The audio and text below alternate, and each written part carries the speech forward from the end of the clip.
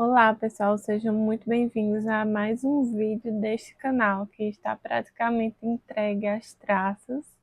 Eu sou Gabriele Mei, eu falo sobre livros, falo também sobre minha rotina de médica e, enfim, reflexões da vida cristã como um todo.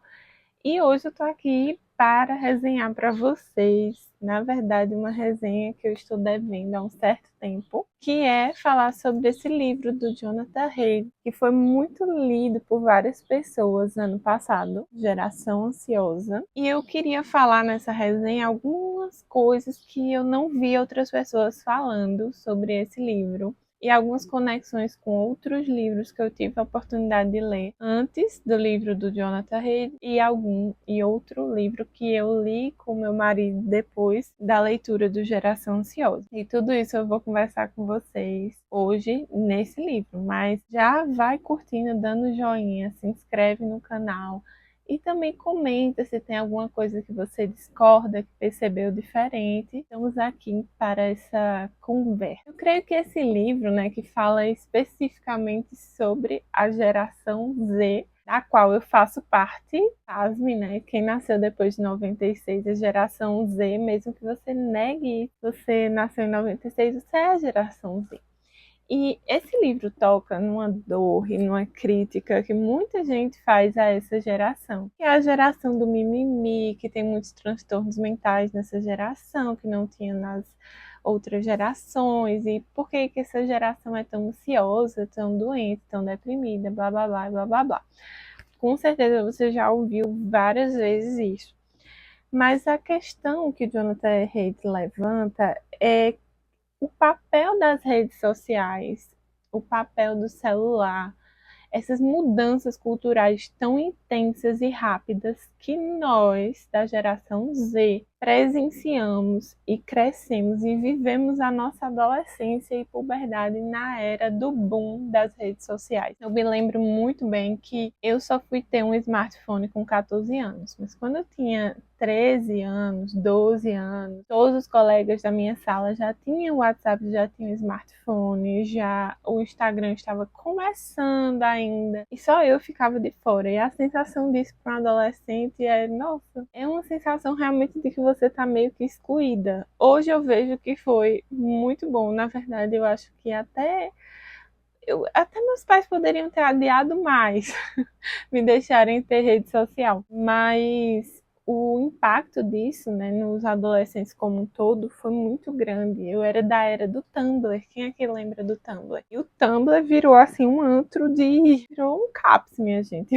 o Tumblr, porque na minha época era muita ideação, né, da palavra que eu não vou dizer aqui, tinha muita coisa assim no Tumblr bem problemática e adolescentes que não têm o lóbulo frontal plenamente desenvolvidos consumindo aquilo e compartilhando aquilo dia após dia e conversando com completos estranhos pela internet. Então, não dá para ignorar que a sociedade mudou e quem viveu essas mudanças recebeu esse impacto de forma muito mais intensa. Tem-se uma falsa ideia também que eu vejo muito em consultório de que a adolescente é assim mesmo. Adolescente é deprimido mesmo, todo adolescente vai ter uma depressão, todo adolescente vai ter um surto, né? Faz parte, faz parte.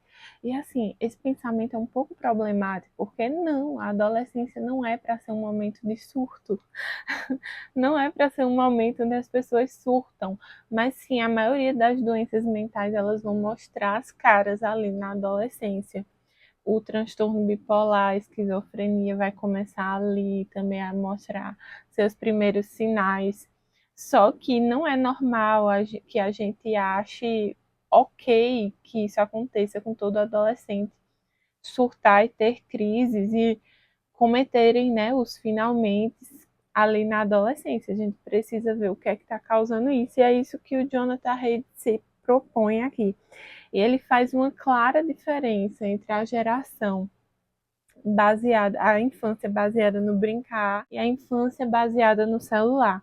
Isso é muito importante. Só que eu creio que esse livro aqui se conversa muito com livros que os cristãos estavam publicando antes desse livro do Jonathan Haidt ser um boom. E nessa parte eu fico muito orgulhosa, porque a gente já estava se preocupando com isso antes do mundo se preocupar. E, na verdade, os pais cristãos eram sempre meio que chamados de caretas, de ai, tá super protegendo os filhos, blá blá blá. Só que, na verdade, a gente vê hoje o mundo reconhecendo que, no fim das contas, os pais cristãos estavam certos, né? E esse livro aqui, A Pirâmide da Sabedoria, ele conversa muito com o Jonathan Haidt, no sentido de que talvez essa geração Z esteja ficando mais ansiosa, não só por causa da presença do celular, mas por uma dieta de informações. Porque o que é que o celular afetou tanto nossa geração? Afetou no sentido de nos entupir de informações sem uma devida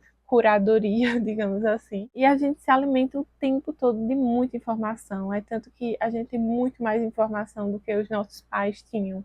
Mas até que ponto isso é bom? Será que isso não está deixando a nossa mente muito sobrecarregada de informações? Eu creio que sim. Tem vezes que eu mesma me sinto muito sobrecarregada de informações. E isso pensando que desde a minha adolescência eu estou envolvida com isso, é o tempo todo assistindo muitos vídeos, ouvindo audiobooks, e tem informações que até são boas, mas não há muito filtro quando você entra na internet, quando você pega um celular, quando você dá um celular para o seu filho adolescente. Mas a questão é que esse livro ele traz uma crítica mais profunda. Ele fala, talvez não seja só o celular, talvez seja a dieta por completo de informações.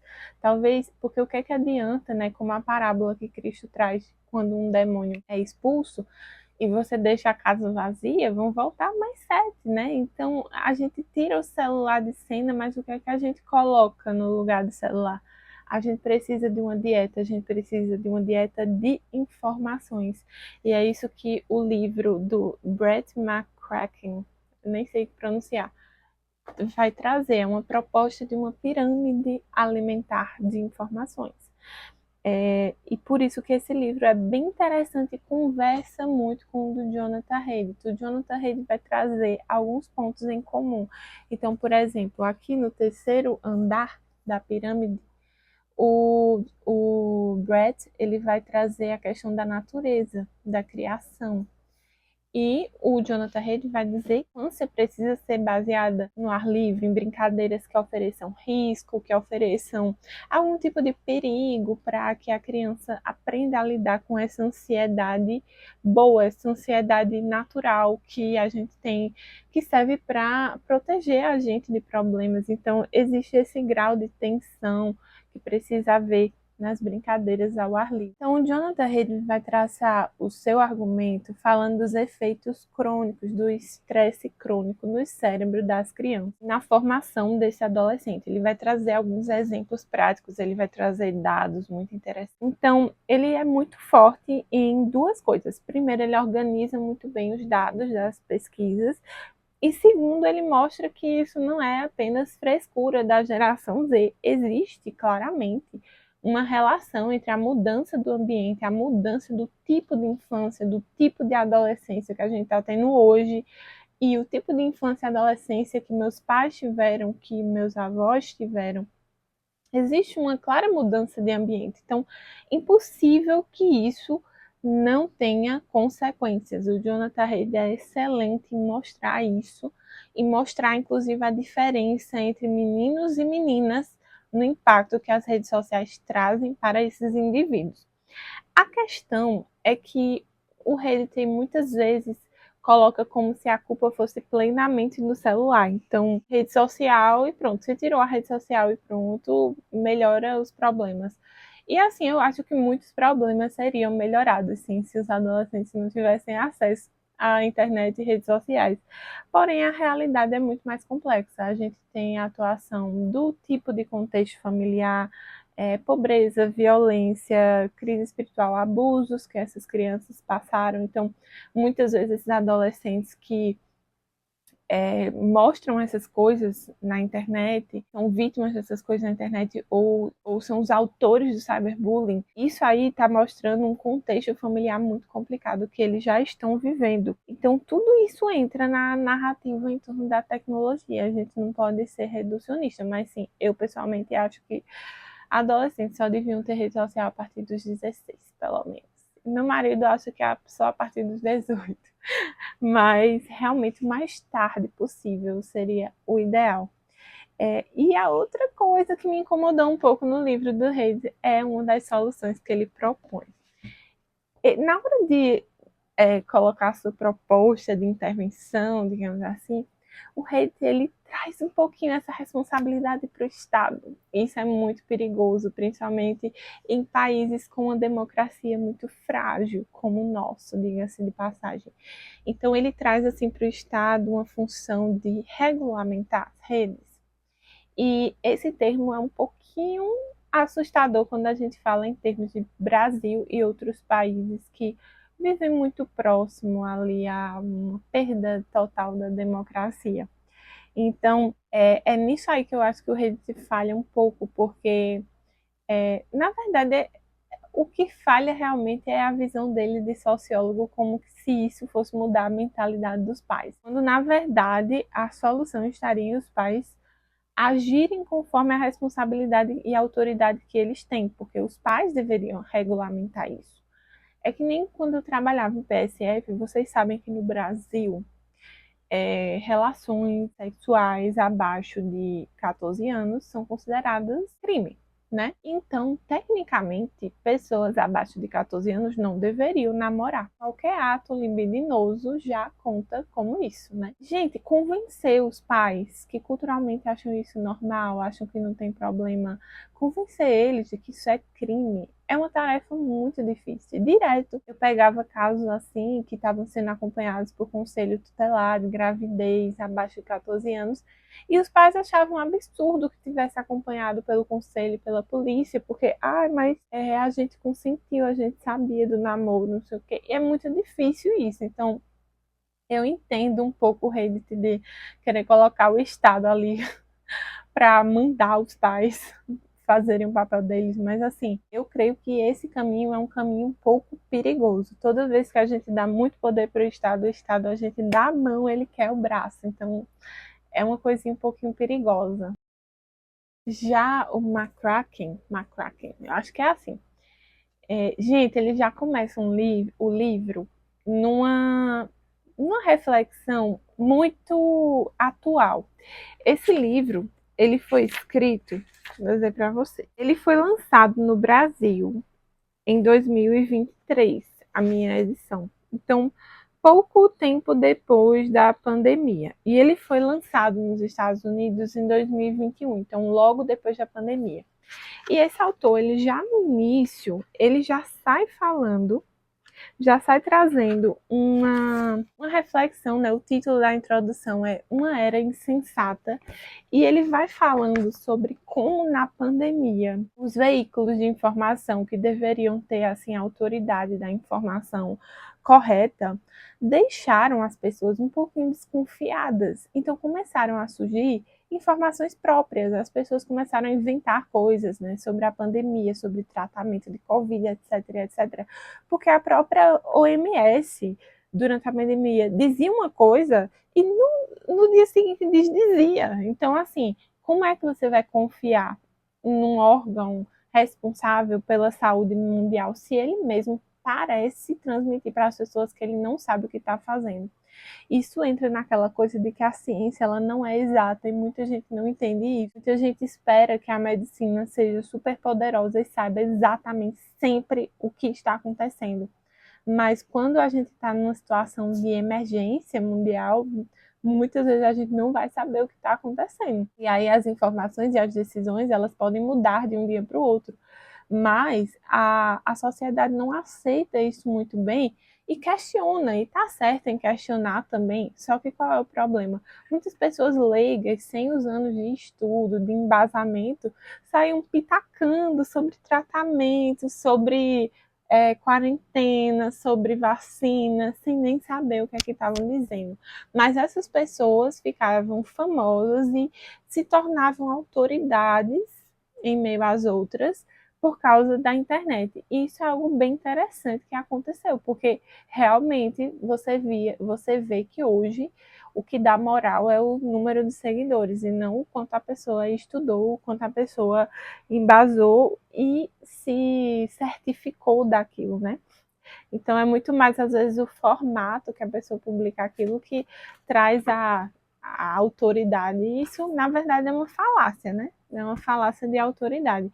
Mas aí o McCracken ele vai propor que, em meio a esse mundo pós-verdade que nós vivemos e vivemos nessa era, a gente tem cuidado com a nossa própria mente de fazer uma dieta de informações. E veja que ele propõe essa pirâmide e aqui no topo, no caso, o menor tempo de consumo está o celular. Na base está as escrituras, depois vem a igreja, a natureza, os livros, bons livros. Não vai ler aí Julia Quinn, não, garoto. Arte e o celular. Então você vê que ele não exclui completamente o celular, mas a questão é quanto tempo que a gente está dedicando para isso. E você vê que o Jonathan Haidt foca na questão da criação de filhos. Mas se a gente vai tentar criar os nossos filhos com uma sabedoria digital sem a gente praticar essa sabedoria digital, de nada vai adiantar, porque os filhos percebem quando a gente está sendo hipócrita. Então é bem interessante isso que o McCracken traz nesse livro, porque ele traz para a família toda, para o cristão como um todo. E isso, gente, isso aqui é um excelente exemplo de autocuidado e de promoção da saúde mental. Tanto se falou agora em janeiro, né, o mês da saúde mental. Isso aqui é uma forma de você cuidar da saúde mental. E eu recomendo muito isso para os meus pacientes de saúde mental. Quanto tempo, eu peço para eles abrirem lá, eles abrem o celular. Me mostra aí quanto tempo que você está passando no Instagram, no TikTok. E às vezes é 7 horas diárias, 8 horas diárias no Instagram, no TikTok, no YouTube Shorts. Então, isso denuncia. Muitas vezes a pessoa está ansiosa, está sem dormir direito, está com pensamentos obsessivos, pensamentos intrusivos sobre a vida. E o estilo de vida ali, quando você vai pesquisar, denuncia, sabe?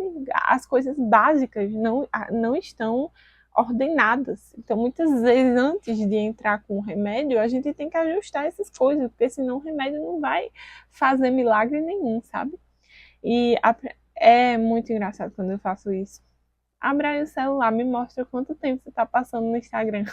E às vezes o próprio paciente fica chocado, porque não imaginava que era tanto tempo, nunca parou para verificar. Certamente nós passamos muito mais tempo que deveríamos em Instagram, em TikTok, em YouTube. Então, o que é que a gente está consumindo? Como é que está essa dieta da gente? E teve um terceiro livro que eu li depois desse do Jonathan Haidt. Eu ouvi o audiobook junto com meu marido, o app da Pilgrim, que é esse aqui, do Andy Crouch, Sabedoria Digital para a Família.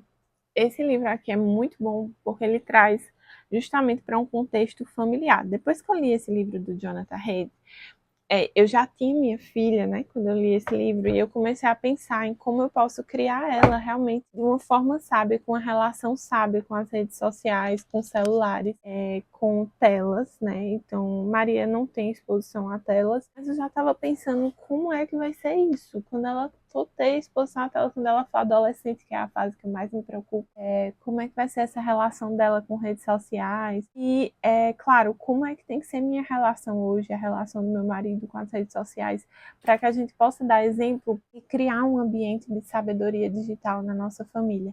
Então, esse livro é excelente porque ele dá passos práticos. E eu creio que esse livro, de Sabedoria Digital na Família, ele traz a proposta de intervenção para esse livro para os crentes. Porque, assim, a proposta de intervenção que o Reis traz aqui carece de evangelho. E a gente não pode esperar diferente, né, desse cara. Mas, assim, o livro é muito bom, tá, gente? Mas, muitas vezes falta uma parte mais prática. E essa parte prática, a gente é muito bom, a gente crê, é muito bom. E a gente já tem escrito e produzido coisas sobre isso há um certo tempo, né? E estávamos sendo chamados de caretas, mas agora as pessoas estão vendo que no fim das contas a gente estava certo. E na verdade eu até acho que a gente maneirou um pouco com o tempo em relação a isso. E a gente podia ser mais rígido. O livro Sabedoria Digital para a Família, ele traz passos bem práticos. Então, assim, celular na hora do jantar, não usar. Assim que acordar, não pegar o celular e direto fazer o devocional. Colocar o celular para dormir uma hora antes de dormir. Uma semana por ano, ficar off completamente de redes sociais e celular. Tipo, deixar o celular desligado, viajar com a família. Essas coisas que a gente faz, tipo esses sabáticos, né, de celular, são muito importantes e ajudam bastante a gente regular a nossa mente e ter uma mente mais funcionante mesmo, mais saudável. E eu vejo muito isso na prática, eu vejo muito isso quando eu pego pessoas com problema de sono, e assim, a gente acha que é a geração Z, mas, gente, eu atendo idoso com problema de sono, com insônia, que assiste o Jornal Nacional antes de dormir, depois vai deitar com o celular e fica rolando o TikTok de noite até dormir. E aí não dorme direito, fica com sono agitado. E idoso já tem um problema fisiológicozinho, né? De questão do sono. Aí quando faz isso, é difícil, né? Mas às vezes a gente acha que só tem afetado os jovens, só que os idosos já estão colhendo os frutos dessas mudanças tecnológicas. E eles não nasceram, não foram formados nisso. Então eu creio que esses livros se conversam muito para a gente. Tem mais outro que eu acho que eu li em 2019, foi 2018. 12 maneiras como o seu celular está mudando você. Algo assim, do Tony Hank, se eu não me engano. Eu também escutei pela Pilgrim, depois li o livro físico na época, e é um livro excelente também. Antes de Geração Ansiosa estar no hype, esse livro entrou no hype entre os crentes, né? Então, a gente estava aí falando sobre isso, pensando sobre isso. Então, vale muito a pena todos esses livros. Eu creio que no total são esses 3 livros cristãos e esse do Jonathan Reid devem ter mais no catálogo da Pilgrim, inclusive. Eu acho que tem outros de sabedoria digital. E, enfim, muito bons, muito importantes para pensar, muito chamativos para aplicar, só que eu confesso para vocês que é difícil. E para quem é difícil, a recomendação é realmente vai lá e exclui o aplicativo do teu Instagram e sai. E digo mais, para quem trabalha com isso, porque sem dúvida a internet é um novo meio de trabalho. Quem trabalha com isso precisa tomar mais cuidado ainda, porque você precisa aprender a diferenciar trabalho de lazer. E aí acaba que o seu lazer não pode ser digital. Vai fazer outra coisa. Então é isso, gente, que eu tinha para conversar com vocês. Eu espero que gostem. Compartilhem esse vídeo. Comentem aí o que é que vocês acharam do livro do Reddit, o que é que vocês acharam sobre essas propostas de intervenção envolvendo o Estado que ele coloca aí. Vamos conversar mais sobre isso. Tchauzinho.